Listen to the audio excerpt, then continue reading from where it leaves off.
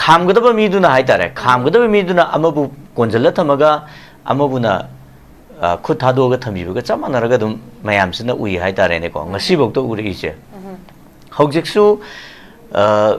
hayeng pangthokre doriba moigi thoramsidai moina blame torisi particular mi anida haidi ining tholesem basan jawaga hanigi former cm khogi tamo nbren ga ani sidai da maming pusale ko sisu yam phaba moigi yam haiba tactics ne haitare kaino da maitai sing se divide tongna na ba maitai sing ji marakta divide tongna na ba mi ani du gi maming puthokan da akhoi di noi maitai da blame tog de na tobudu हाइरिबा particular अनि जिदैदा खोदि blame तौजबनी ना हाइबा यानादबा तबुदु मदुगी असेंग meaning दि हाइरिबा मी अनि दो मैतेनी अदुइनो मैतेना खनबा होगुनी हाइबा ताबा याननबा अदुगुंबा यामना tactics अमा सिजिनरकांदा blame तरुप pot अमने हाइतारे अदुना मसी मियामना मणिपुरगी लेरिबा मियामना याबम थोक्तबा अदुगुंबा blame अमने अद सिगी ब्लेम जे कोई टोटली रिजेक्ट तवम थोको हाइ तवम थोय हाइ हाइना आइडी थमजनिंगे अदो हौजिक मोइने यामना हाइसिंगना थांगइबा खोंजिगी माबुंगमलिसि कइनो आदि आइनिंगा साइजगिबिदो मी अनि खदबा मतमदा खामतोकदबा मीदुना अमखक पुल्ल थमगा नकल अमदुन थादो थमबनिना लेरिबा Meitei म्यामजिंगसे ngasibaukta haugiba chahi ani makhaisa sidaida Meitei अमतना पेली हाइबा सिमदि तौथोरकपदा को यानिंगे हाइबा पोट अमता मैतै सिंगदि उदेन खंजै हाइतारे अदुना हौजिक ngak lerga ku amuk puba ngak lerga kainoma tawraga sigi myam jingje hoi communal riots sing da deal tawuse politically deal tawuse adu yamna emotionally chat pazu yade even conflict studies da win-win theory ma adugumbagi potama plan tawrumbudi ai india na tawbudu nakal nama buna adum harawala thamaga nakal nama buna adum khongkhut punjala thambuse masi yamna di chumdaba pot mo oi ba haitare even ngasi bawda numit kudingi phongwa pause sing jidai da fare pulle hairi bujing jidai da nakal nama gi na kayam fai nakal nama gi na kayam pulli hai base adum study to wo matam da masi gi leiriba data mayam jing je study to wo matam da madugi reality do madugi achumbu do soidana myam loi khangani haitare लाइबक थीबदी हौजिक्सी पुनगदब timing सिदैदा पुनगदब timing सिदैदा लैरिबा government गी लैरिबा म्यूट सिंग से एमएलए सिंग से सिदैदा मोय मसेल पुनदबना मरम ओरकांदा मोय मसेल फमुनबगी लांदा नसी प्रेसिडेंट रूल अमा मणिपुर दा लांगिबसे मसी मणिपुर गी मियामना पुवारी दा ngapiroidaba tangkak amadi soiduna oyogane na khale haitare ada sigumba leiriba unity oidabagi fibam jigi khudong chaba lawra kanda hanigi former chief minister gi maming panjalaga na hojik leiriba ining to lesemba gi maming panjala kanda maitai je divide tor kandu daida akhoida maitai da blame tawna na bagi achoba tactics sama season rakpuja masi leiriba miyamna yam kupna khandaba chumgani अखोई मतुंग तारकपदसु हौगिबना हौरगसु हौजिक मखाताना अखोई ma'am पुन्ननबगी अदुगुंबा अचौबा अखोई केनोमदी वखलोल अमदी सागतपा यामना तंगाई फदेना खल्ली हाइतारे अदुना अखोई म्याम जे तासिन खोमजनबा ngamnanaba लेरिबा लेबिरिबा सीएसओ म्याम लेबिरिबा पॉलिटिकल पार्टी म्याम अखोई मसे यारिगैदी मैक्सिमम अखोई अमन अमन हुनबगी ब्लेम गेम से यारिगै तौदबा मसी हौजिक लेरिबा नीड ऑफ द आवर हाइतारे मदु सोइदन ओइगनी कली ngasiगी लेरिबा खुनाइगी तांकक सिदैदा अखोइ मसेन हुनरकांदा अखोइद कानगदबा मचाक अमत लेते अदुइदना अखोइ मदुगी खुदोंग चाबदु लौरकांदनी ngasi मोइना पर्टिकुलर इंडिविजुअल अनिदा मियोय अनि खक्तदगा ममिंग पल्लगा ngasi ngang मदुगी थाक्तुनी अदुबो मदुगी consequence दी हाइरबा मियोय निदो पर्टिकुलर कम्युनिटी अमदा मैतै कम्युनिटी द बिलोंग्स तौबुनीना नोय मैतै ना हौबनी हाइबा मदुगी मागी केनोमा लाक्ननबगी मदुगी खुदो ओवरऑल लोइना इंट्रोडक्टरी नोटसु कतंग हाइलाइट तौजेखिबदु हौजिक लेदो मोंग सेदा यासिनाबा पुरकनबा शांति पुरकनबा माइकै जिगी नाथैरकाना लाए पोचना हाइबा पोस अकाइबा म ओइरकपा याबगी मरम हेन ओइरकप्रा करमाइन येंबियो जाय मीटिंग से कमाइ थंबिनी था खुदिंगी सुमाइना थोरम पांथोकपगी केनोमा कुकी जो सिंगी मरकत लेरंबसे सी अखोइदा कई हागे देगेदा था खुदिंगी मई इयागा सुम थंबा मी जिंगसिदैदा सुम साहोलगा थमननबगी होनबा हाइतारे मदुगी एटीएम अमनेना खोइना लौबा याय हाइतारे अदुना हौजिक मोइना प्रेस स्टेटमेंट दुदैदा हौजिक मयामदा फंगरिबा प्रेस स्टेटमेंट जिदैदा इनिंग तौलेसे मसना जावगा हानेगी फॉर्मर सीएम ना रेस्पॉन्सिबिलिटी पुगदबनी गाइना ब्लेम तौरगा लेबसे मसी दुम याम लाइबक थीबनी हाइतारे को अखोइना मणिपुर गी लेरिबा इवेंट मैम सिंग सिगी क्रोनोलॉजी मा खोइसी येंगबा याइना खले 1992 दा कुकीगा नगागी अनिगी मरक्ता अचौबा लांथेंग अमा लेग्रे मदु चही याम सांगना चटकी हाइतारे 1998 पाउता मसी याम सांगना लिसांगसिना मसीगी लांगी चैथेंगजे फंगगा लेगी मदुगी मतुंगदा अबुक मसाइगी 2001 दा मैमदा जून अपराइजिंग हाइरगा खंगनरिबा एनेशन आयमगा इंडियागा अनिगी मरक्ता अखोइगी पीस टॉक के वफम लापसिदैदा विदाउट टेरिटोरियल लिमिट हाइदना अमा हापकपदगी मणिपुर जी 2001 दा मई होंगना चाकी हाइतारे अदुगा 2003 जिदैदा 2002 दा मणिपुर दे असेंबली इलेक्शन तौई अदुगी असेंबली इलेक्शन दुदैदा कांग्रेस पार्टी गा कम्युनिस्ट पार्टी गा अनी न पुल्ला कांदा सेकुलर प्रोग्रेसिव फ्रंट गवर्नमेंट अमा सेम कांदा लेबाक सिंगा ए अदुगा 2003 दा एनी कुकी ट्राइब हाइबा कैनोमा लिस्ट अमा अखोइगी ममिंग अमा शेड्यूल ट्राइब की लिस्ट हाफ खियो को मयाम नसु ने खंगबिरंगनी शेड्यूल ट्राइब की लिस्ट सिदैदा हाफ न बहनब मतमदा any Kuki tribe movement अमता लेगिदेब memorandum पिसलंबा याय अदगी चेरोन खरा थारंबा याय मियाम गे ओइबा इहोगुंबो लेगिदेब को अदु 2003 जिदैदा एनी कुकी ट्राइब हाइबा लिस्ट अमा अखोइगी शेड्यूल ट्राइब की लिस्ट हाफसलेब अन सिगी इवेंट्स है अखोइ मपुंग मैना नैनबम चंगेबको अहानबदा आइना हाइजगिबा 1992 दगिना 98 फाउता थेंगनगिबा लानसे सिदैदा नगा अमदि कुकीगी अनिगी लानफम सिदैदा एनेशन आइएमगी मागी लाइबा मूवमेंट दो मपुंग फाना इंडिया ना नमथनब होनरबो मतमदा कुकी जिंगसे खुलाई ओइना सिजिनगिबा जिक अचौ वहांग अमा लाएबा मसागी 2003 दा एनी कुकी ट्राइब हाइबा फ्रूफमा मसागी शेड्यूल ट्राइब की लिस्ट ता हापमिसिना मरम ओरकांदा हाइतारे अदुना नगा मूवमेंट उपाय लेरक्तदना 2001 दा इंडिया गा नगा एनेशन आइमगा अनिगी मरक्ता सीजफायर लाखिब्रा से सिजो सो वहांग अमनेब नगा सिंगना माना इंडिया दा खुखुद कुंदना पीस टॉक तो ग्रिजे करिगिनो हारगदी नगा कुकी वार तो 1992 दगिना 98 बौत चटखिबा नगा कुकी वार दो अदुना मरमर कांदा एनेशन आइमजी 2001 दा पीस टॉक पुर ओइरकननबगी मसाक अम ओइगिब्रा सिनेबा हुजिक लाइबो हंगतिको अदुना मदुगी अवार्ड ओइना कुकी जिंगिदा एनी कुकी ट्राइब हाइबो पोटसे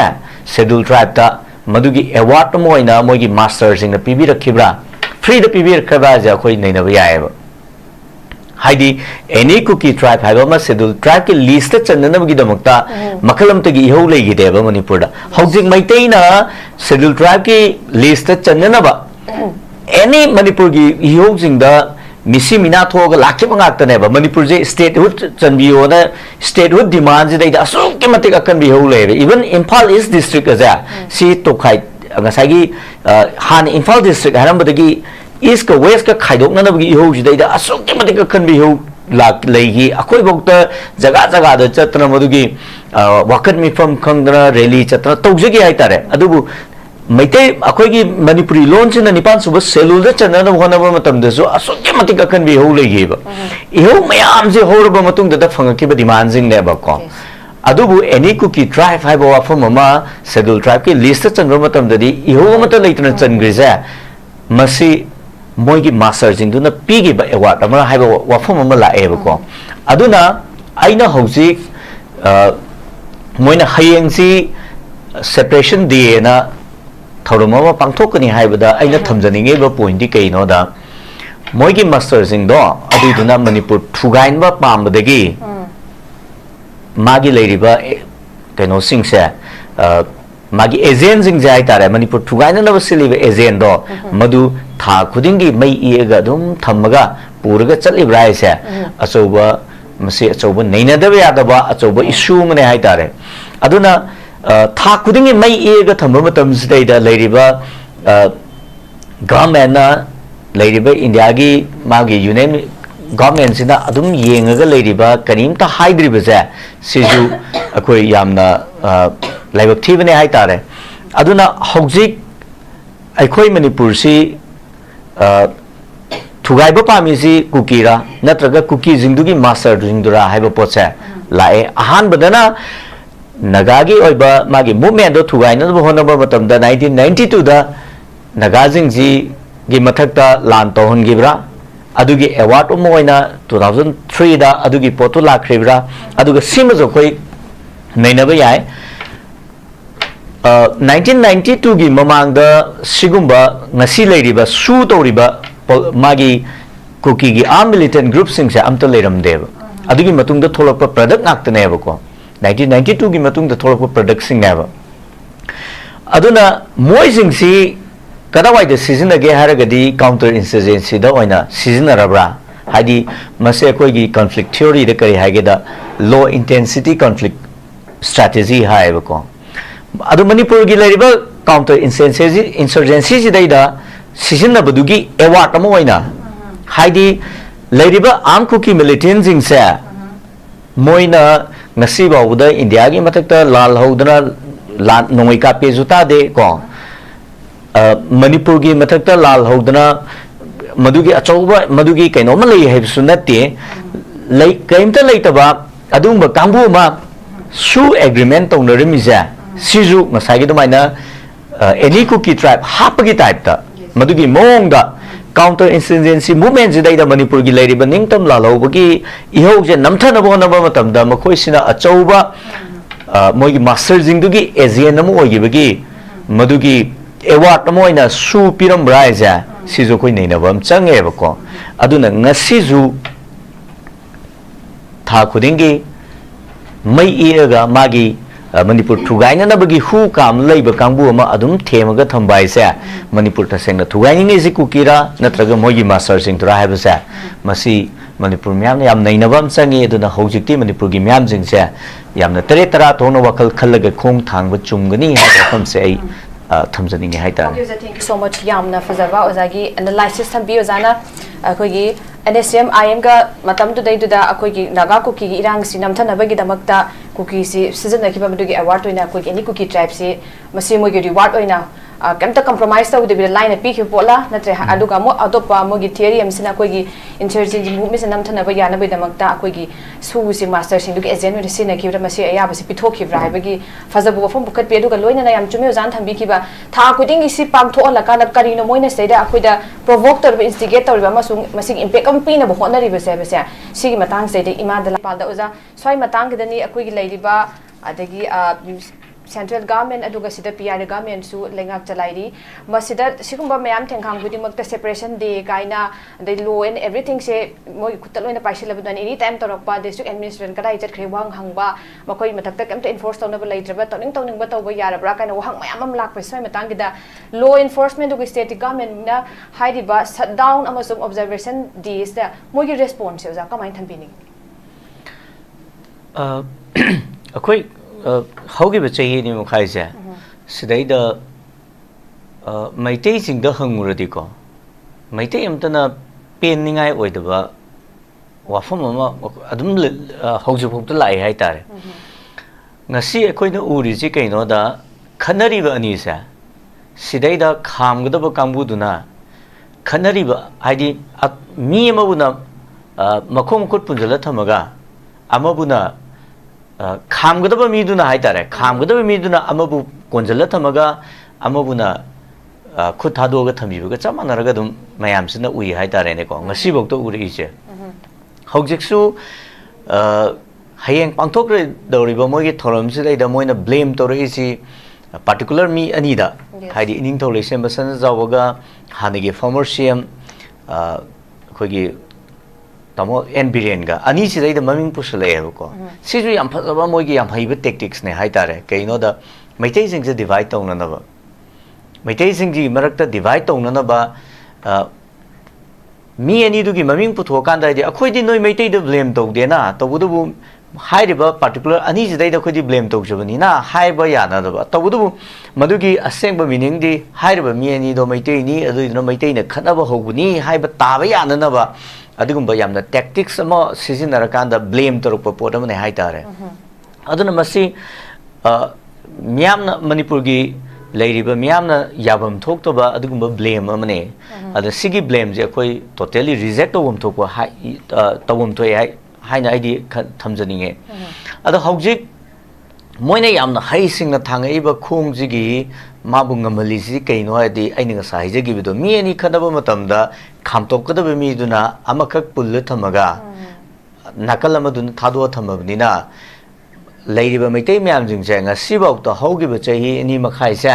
sirai da maitai amatna peli haiba simadi tokthorok pada koi yaningi haiba pot amata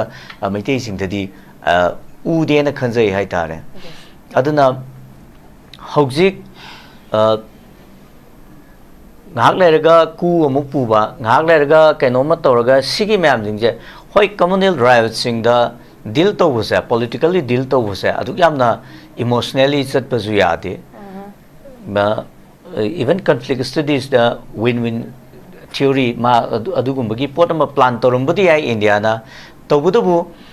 nakal nama buna adum harawala thamaga nakal nama buna adum khongkhut punjala thambuja masi yamna di chumdaba potama oi ba haitare even ngasi bawda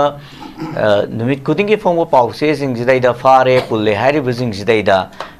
nakal nama gi na kayam fai nakal nama gi na kayam pulli hai basa adum study to wo matam da masigi leiriba data mayam jing je study to wo matam da madugi reality do madugi achumbu do soidana mayam loi khangani hai tare laibak thibadi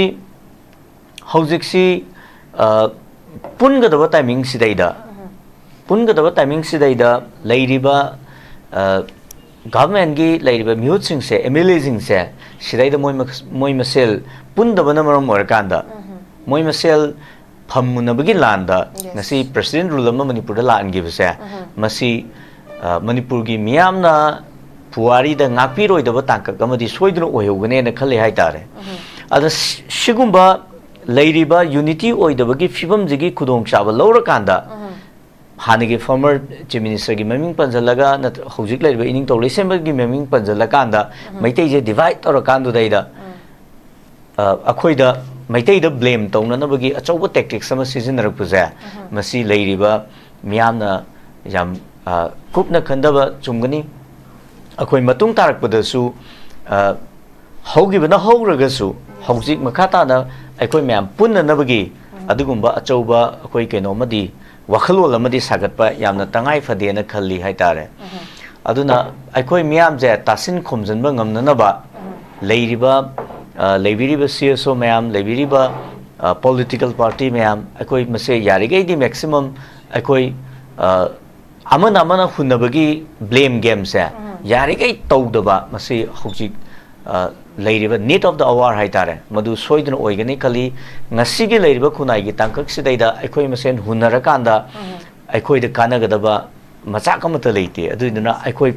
madugi khudong chabadu lawra kandani ngasi moina particular individual ani da mioi ani kakta daga maming palaga ngasi ngang pangami se madugi thak tuni adubo madugi consequence ti hairba mioi ani do particular community amada maitai community da belongs to bunina noi maitai na hobuni haiba madugi magi kenoma lakna na bagi madugi khudong chaba lawrak pane na idea maina lawcheninge haitar okay sir thank you so much yam fazaba ozagi akogi deep analysis am ga haitare yam faze ozagi am comprehensive oiba idea thambi hojik division amakha tholakna bai damakta amuk su particularly haitare why ani sikhak ka dobai damakta akogi point out tawrekan moigi blame se allegation da thangat pun haibagi matang se de yam fazaba marik chumbo jana thambi kre dune sidaista sigi divide tactics am sinara ko matam sida akogi leiriba pham tabu ngaujara ba pham tabu munara kanda sigi damakta bu khanlaga anda leiriba lingjen manadraba akogi lengak mapu singkisu wakhan taminara kan akoi je kamai punsin jegi mina kari khongthang thangai hebe se khangbagi tangai phada matam do ja akoi yam kupna swai du naina ba makhak haitare ja adune every third kano kudingi the third of every month khudingi sumaina moine observe toba khudingi tha khudingi karamba tactics karamba potential aduga mogi reason karamba agenda pura kanda kari impact pina bo honari bun habisa ja yamna baktangai phadaba amakha oirak brain chu khali yam kopna khongthang gi lakbandana ai ima da khat kip da koi huji kainom tholok matam da akoi ngasi mki ki dialogue topic ta pukhat piri bas pukhat bas su observance te sigi observe to bagi separation to bagi observance te sigi oiro amagi bre any su hai tare basi se praja khaki boys oi gadori bra haba to bo hanga mo jan thambi aduga hujik leiriba luching ba singchina kaidori bano makoi gi khonjel de leitrabra makoi na logodriba role sina karino swai sida alo center ki policy program bu sanara poi tara ka suma sida mo koi gi awang ba thak gi political gi dynamics sama sagala confrontation amati makoi kuthing gi mta kar oi swai gi matang gi machaungna horaga leibe pot tam ak leibe su yamna makoi gi especially in context of manipur yamna koi gi ning ba kai ningai ha patare ado sai matang gi da kari gi damak to hujik phawa lengak semhan bangam da bano center na yai ya de toraga leibano sai da masu leiri ada ngarang maksu koi forum se si metaga nei neja bage koi thanga chegi ja Kangleipal da lak chegi oza swai zani karmaina central government sina thoiba apugi event sing laiba effect sing je kamaina handling tawribano state relation je kamaina tawribano aduga hojik laidiba posi apugi centers na state chi just apugi bypass tawraba traga state chi is the state center undermining the state highways ne ja kamaina thambini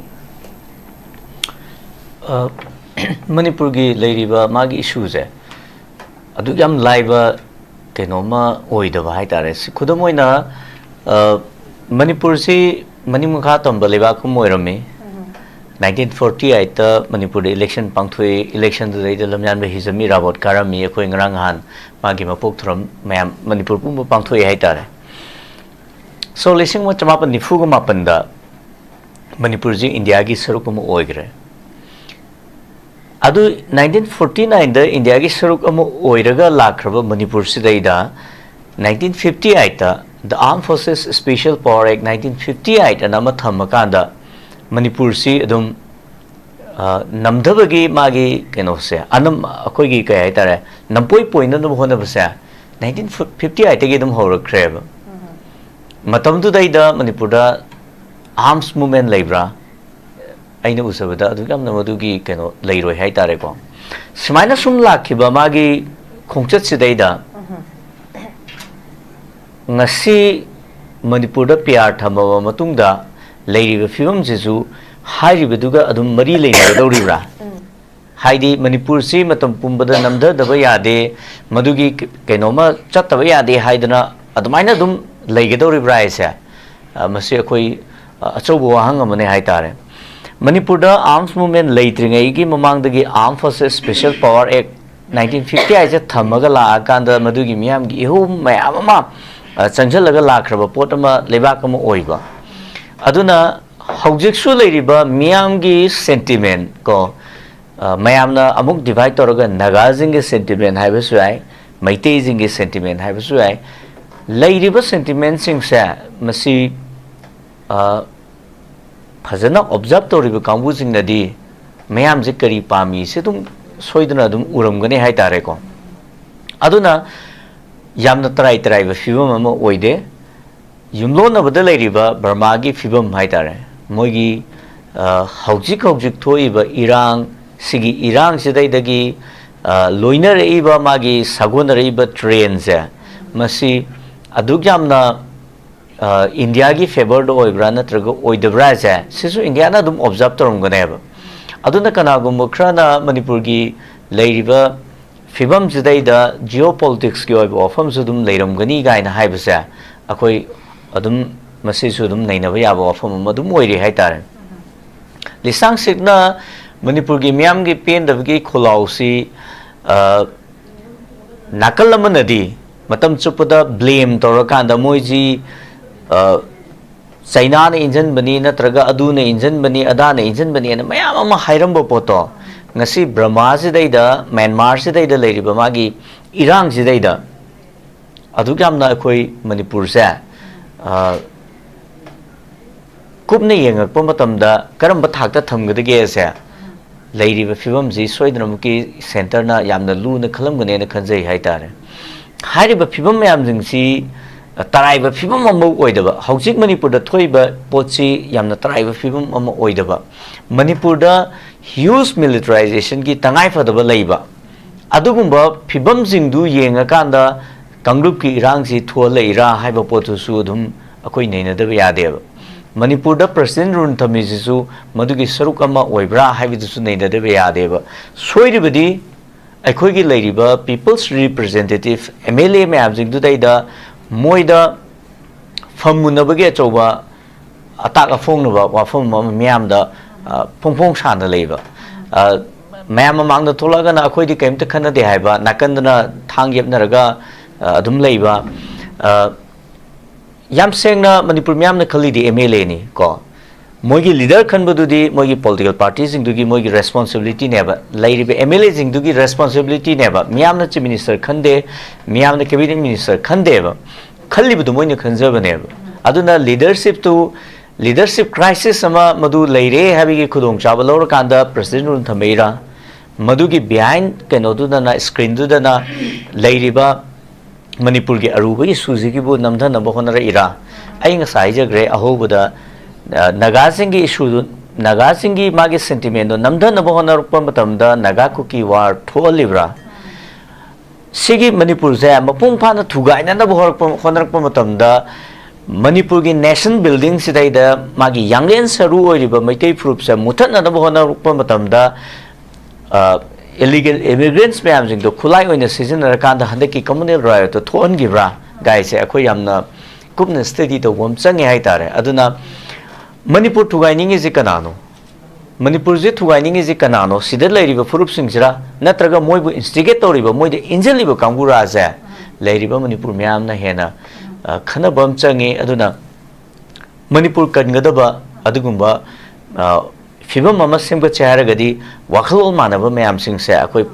punjinba tasanba aduga civil society organization leiriba mayam jing political party mayam jing